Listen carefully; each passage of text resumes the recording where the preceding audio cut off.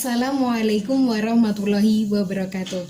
Halo semuanya, semangat terus puasanya ya. Semoga Allah memberikan keberkahan.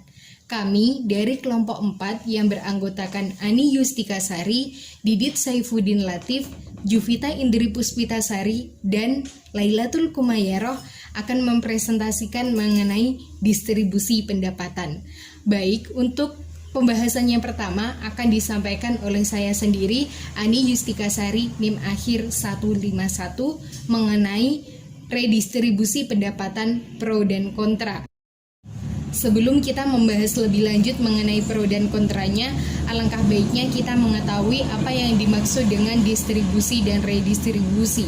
Distribusi adalah pembagian atau penyaluran penghasilan kepada masyarakat atas jasa, pekerjaan, dan juga perniagaan mereka.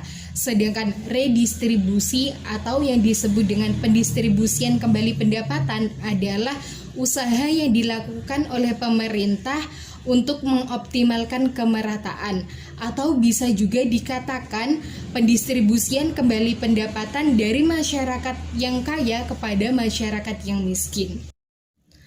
Pro dan kontra redistribusi pendapatan ada dua. Yang pertama, jika pendapatan ditangani oleh pemerintah, dan yang kedua adalah jika redistribusi pendapatan dibiarkan berjalan apa adanya.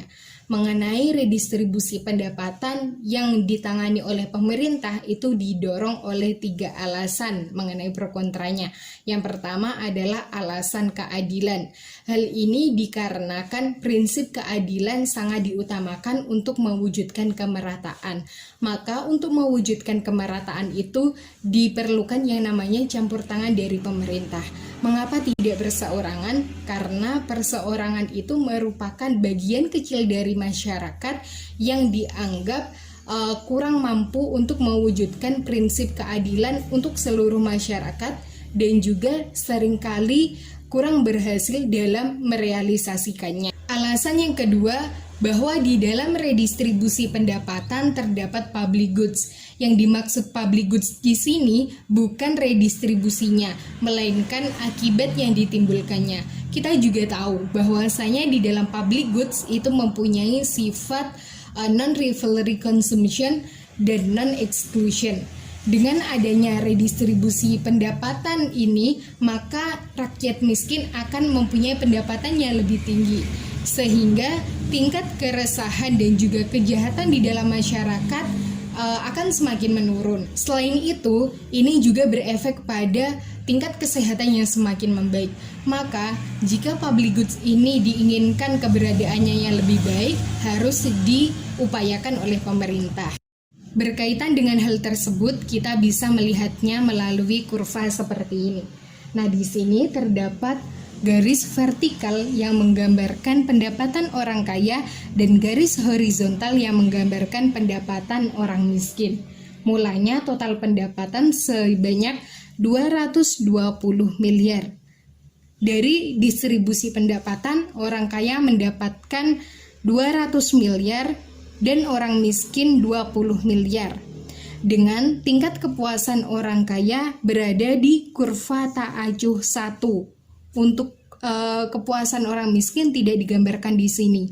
Kemudian dilakukanlah yang namanya redistribusi pendapatan, di mana orang kaya mentransferkan kepada orang miskin sebanyak 40 miliar, sehingga pendapatan orang kaya menurun menjadi 160 miliar dan pendapatan orang miskin meningkat menjadi 60 miliar.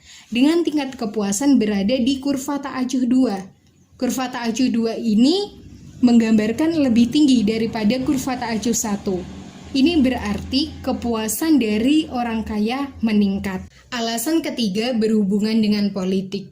Seringkali sedikit orang kaya atau segelintir orang kaya mampu mempengaruhi jalannya politik suatu negara. Dikhawatirkan ini berakibat tidak baik. Maka untuk mengantisipasi hal tersebut yang berkenaan dengan redistribusi pendapatan, perlu yang namanya campur tangan dari pemerintah. Baiklah, selanjutnya mengenai pro dan kontra redistribusi pendapatan yang dilakukan berjalan apa adanya. Pertama, karena alasan keadilan.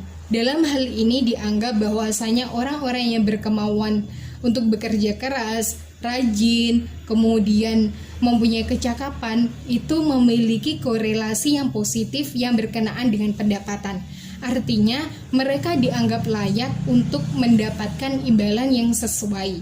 Sebaliknya, orang yang pemalas, bodoh itu dianggap tidak layak untuk mendapatkan pendapatan yang tinggi. Alasan yang kedua adalah redistribusi pendapatan mengakibatkan menurunnya insentif atau dorongan orang-orang untuk bekerja keras, di mana orang-orang yang berpendapatan tinggi kemudian dari pendapatan tersebut dilakukan pemungutan sebagian kembali untuk disalurkan kepada orang yang miskin, maka hal ini akan mengurangi dorongan atau insentif orang-orang untuk bekerja keras, sehingga pendapatan absolut menjadi menurun. Selain itu, hal ini juga mengurangi keinginan orang-orang untuk menabung, kemudian juga berinvestasi. Alasan ketiga adalah menghambat laju pertumbuhan ekonomi, di mana tingkat investasi menjadi menurun. Pada umumnya, dana investasi itu berasal dari masyarakat yang berpendapatan tinggi.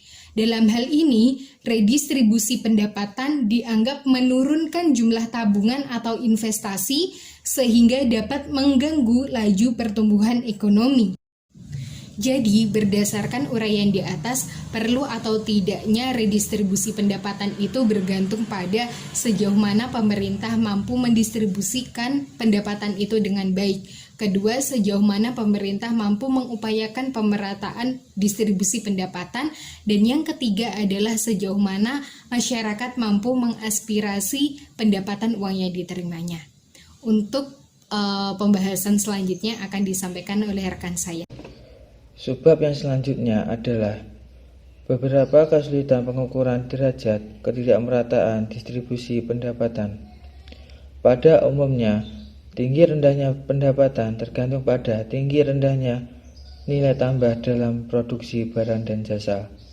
Perbedaan pendapatan dalam arti uang ini tidak mencerminkan perbedaan pendapatan yang real. Faktor-faktor selera, kenikmatan, atau kesenangan bekerja belum diperhitungkan dalam melihat kepincangan distribusi pendapatan.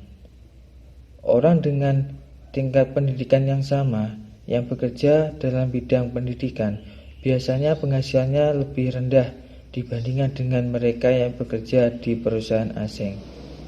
Tetapi mereka yang bekerja di bidang pendidikan lebih memiliki kebebasan dalam memilih mata pelajaran yang dia sukai, dalam menentukan waktu dan jam mengajarnya. Hal-hal seperti ini yang dapat membuat sama tingginya pendapatan real mereka. Orang yang berpenghasilan rendah biasanya lebih banyak memiliki waktu senggang. Waktu senggang ini sifatnya sama seperti barang-barang normal lainnya, seperti makanan, pakaian, dan perumahan. Dengan kata lain, waktu senggang ini juga memberikan kepuasan, sehingga kita harus memperhitungkan pula nilainya. Orang yang berpenghasilan rendah bisa saja disebabkan oleh kurang kesediaan dalam bekerja atau lebih senang beristirahat. Sehingga ini tidak berarti bahwa tingkat pendapatan realnya termasuk waktu senggang yang dinikmatinya adalah rendah. Sebagai contoh adalah keputusan seseorang untuk pensiun dini, yang artinya ia mengorbankan pendapatan uang guna memperoleh waktu senggang. Terjadinya masalah dalam mengukur distribusi pendapatan disebabkan karena umumnya pengukuran itu didasarkan atas perhitungan pendapatan dalam waktu tertentu dan tidak melihat pendapatan selama hidup seseorang. Hal ini merupakan teori pendapatan yang berhubungan dengan siklus kehidupan seseorang. Teori siklus kehidupan mengatakan bahwa seseorang biasanya tingkat pendapatannya rendah pada umur-umur muda, kemudian meningkat pada umur menengah, dan kemudian menurun lagi pada umur yang relatif tua. Sehingga mungkin sekali ada kelompok orang yang tergolong miskin pada suatu periode tertentu, tetapi kemudian tergolong kaya pada waktu lain. Dari uraian tersebut dapat dimengerti bahwa pengamatan kita terhadap distribusi pendapatan yang sebenarnya dapat keliru bila hanya didasarkan pada pendapatan uang saja, sehingga kebijakan retribusi pendapatan juga tidak akan mencapai sasaran yang sebenarnya. Saya, Juvita Indri Puspitasari, NIM akhir 173, akan menjelaskan tentang materi yang ketiga, yaitu teknik redistribusi pendapatan. Teknik atau cara pembagian kembali pendapatan atau redistribusi pendapatan terbagi menjadi 3. Yang pertama yaitu transfer tunai, yang kedua transfer barang, dan yang ketiga adalah pemberian kesempatan kerja. Yang pertama yaitu transfer tunai. Transfer tunai terbagi menjadi 3 pendekatan. Yang pertama pajak pendapatan negatif, yang kedua demogran, dan yang ketiga adalah subsidi upah. Yang pertama yaitu pajak pendapatan negatif atau negative income tax. Disebut juga dengan pembayaran transfer dan pendapatan tahunan yang dijamin, merupakan program transfer tunai kepada keluarga yang berhak menerima dengan jumlah transfer tergantung pada pendapatan serta jumlah keluarga. Semakin rendah pendapatan, maka semakin besar pula transfer yang mereka terima. 3 unsur yang tergantung dalam program pajak pendapatan negatif. Yang pertama, jaminan pendapatan, yaitu jumlah transfer yang diterima saat pendapatan 0. Yang kedua adalah tingkat pajak marginal, yaitu menunjukkan besarnya penurunan transfer tunai dengan meningkatnya pendapatan sebelum transfer. Yang ketiga adalah tingkat pendapatan pas-pasan, yaitu tingkat pendapatan di mana besarnya transfer adalah 0, sehingga memperoleh rumus T sama dengan R dikalikan dengan YB dikurangi dengan YI. T adalah besarnya transfer, R adalah tingkat pajak marginal, YB adalah pendapatan pas-pasan, dan YI adalah pendapatan sebelum transfer. Yang kedua yaitu demogran. Demogran merupakan bentuk transfer tunai di mana semua anggota dari kelompok demografi menerima transfer yang sama. Maksudnya yaitu jumlah transfer yang diterima tetap sama walaupun terjadi peningkatan pendapatan. Pembiayaannya sama dengan pajak pendapatan negatif, namun perbedaannya pada jumlah transfer yang tetap per orangnya walaupun terjadi peningkatan pendapatan. Yang ketiga yaitu subsidi upah atau wage rate subsidi, yaitu subsidi yang melalui insentif kerja dengan subsidi tingkat upah. Subsidi upah memberikan transfer pendapatan dengan cara meningkatkan tingkat upah neto yang diterima pekerja. Transfer ini berbentuk tambahan terhadap tingkat upah per hari, dengan tambahan yang semakin tinggi bagi pekerja yang pendapatannya semakin rendah. Golongan yang kedua yaitu golongan transfer barang. Transfer barang di sini dapat berupa 2 hal, yaitu transfer tunai berupa uang dan transfer in natura berupa barang dan jasa. Transfer tunai adalah transfer yang diberikan pemerintah dalam bentuk uang tunai yang masing-masing dibelanjakan oleh yang menerima sesuai dengan kebutuhan. Sedangkan transfer in natura merupakan transfer yang diberikan oleh pemerintah berupa barang maupun jasa langsung dari pemerintah, bisa berupa beras dan bahan pokok lainnya serta subsidi sekolah. Yang ketiga atau golongan yang ketiga adalah program kesempatan kerja. Dalam masyarakat ada 2 kelompok yang sangat memerlukan bantuan. Yang pertama yaitu mereka yang tidak dapat bekerja, dan yang kedua mereka yang bekerja namun tidak memperoleh pendapatan yang cukup. Maka pemerintah harus memberikan bantuan pada mereka. Bagi Masyarakat yang tidak mampu untuk bekerja, maka diberikan subsidi berupa uang untuk kehidupan sehari-hari. Dan bagi mereka yang mampu bekerja namun tidak dapat mencukupi kehidupan sehari-hari, maka pemerintah harus memberikan lapangan pekerjaan dengan tingkat upah tertentu. Pengaruh redistribusi pendapatan terhadap keinginan untuk bekerja atau biaya sosial, welfare cost, dan pembebanan pajak, tax incidence. Terdapat 4 alternatif. Yang pertama yaitu negative income tax atau NIT, yaitu program redistribusi pendapatan dengan uang tunai kepada keluarga yang membutuhkan, di mana besarnya transfer tergantung dengan besarnya pendapatan keluarga. Pengaruh NIT terhadap keinginan untuk bekerja yaitu melalui 2 cara. Yang pertama, income effect, mengurangi insentif kerja karena pendapatan keluarga tersebut menjadi lebih baik. Dan yang kedua, substitution effect, yaitu mengurangi kemauan kerja karena memperoleh transfer yang tinggi, keluarga tersebut cenderung tidak mau bekerja demi menambah penghasilan. Pengaruh NIT terhadap welfare cost, yaitu mengakibatkan penyimpangan pada tingkat upah di pasar dari upah neto.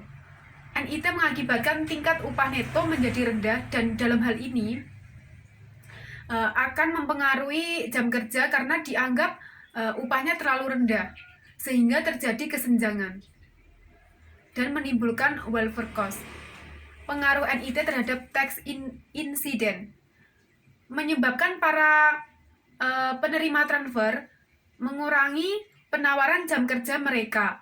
Sekalipun upah di pasar tidak berubah, tetapi NIT ditanggung oleh pengusaha sebesar kenaikan upah yang harus dibayarkan. Yang kedua yaitu demogrant. Demogrant adalah bentuk transfer di mana semua warga negara akan menerima jumlah transfer yang sama. Dalam hal ini tidak mempengaruhi insentif kerja karena setiap orang menerima transfer yang sama tanpa melihat tinggi rendahnya penghasilan dalam hal ini tidak mengurangi upah dan besarnya transfer tidak berkurang apabila pendapatan naik. Dan yang ketiga, welfare subsidies atau WRS adalah transfer yang dilakukan oleh pemerintah dengan menaikkan tingkat upah neto dan menambah tingkat upah pasar yang ada. Dalam hal ini semakin tinggi upah maka subsidi semakin rendah, tetapi tenaga kerja yang memperoleh upah tinggi tetap mendapatkan WRS. Yang keempat yaitu Public Employment Program atau PEP, yaitu program kesempatan kerja atau program kesejahteraan pemerintah dalam bentuk program kesempatan kerja di sektor publik. Dengan program ini diasumsikan bahwa keluarga miskin dapat dikelompokkan menjadi 2, yaitu yang pertama mereka yang tidak dapat bekerja dan kedua mereka yang dapat bekerja tetapi tidak dapat memperoleh pendapatan yang memadai.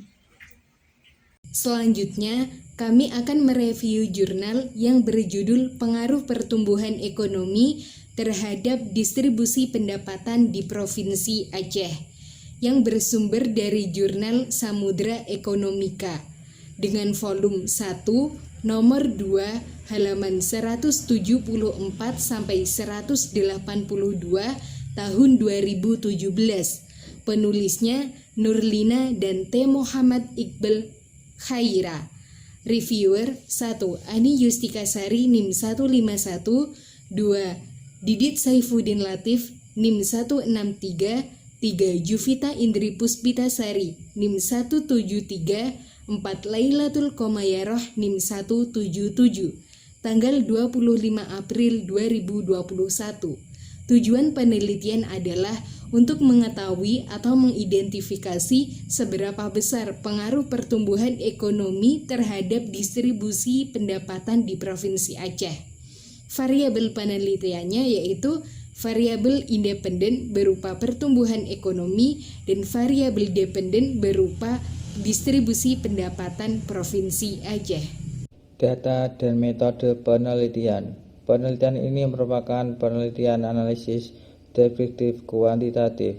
Jenis data yang digunakan yaitu data kualitatif dan data kuantitatif. Sumber data yang digunakan dalam penelitian ini adalah data sekunder dari BPS. Adapun metode pengumpulan data dalam penelitian ini yaitu yang pertama studi kepustakaan, yang kedua dokumentasi. Sedangkan metode analisis data yang digunakan untuk mengetahui pengaruh ekonomi terhadap distribusi pendapatan menggunakan persamaan regresi linear sederhana dengan persamaan Y sama dengan beta 0 plus beta 1X plus. Saya Jovita Indri Puspitasari, NIM akhir 173 akan melanjutkan review dari teman-teman, yaitu bab hasil penelitian. Dalam hasil penelitian dari jurnal tersebut memperoleh dua hal.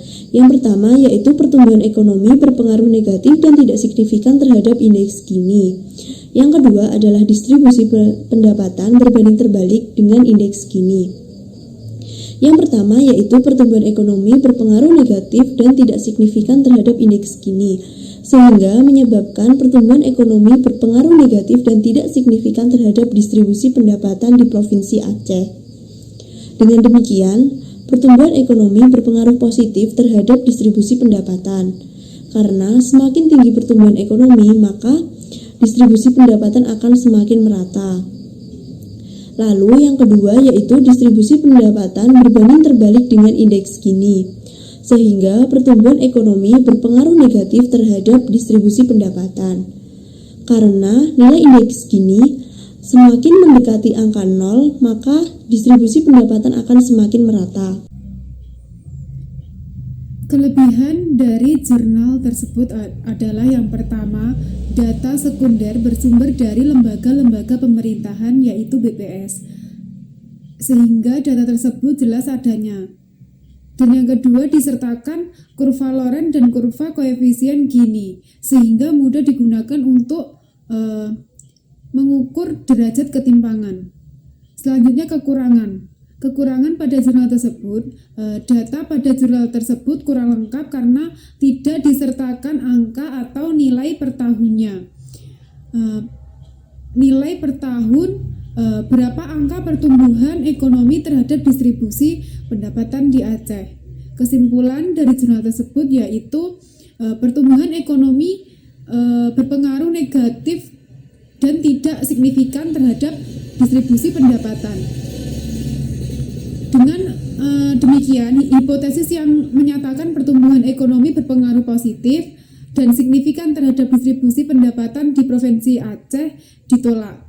Artinya, semakin tinggi pertumbuhan ekonomi, maka distribusi pendapatan semakin merata. Sedangkan pertumbuhan ekonomi berpengaruh negatif terhadap distribusi pendapatan karena nilai indeks Gini semakin mendekati angka 0, maka distribusi pendapatan semakin merata. Sebaliknya jika mendekati angka 1, maka distribusi pendapatan jadi tidak merata. Distribusi pendapatan berbanding terbalik dengan indeks Gini.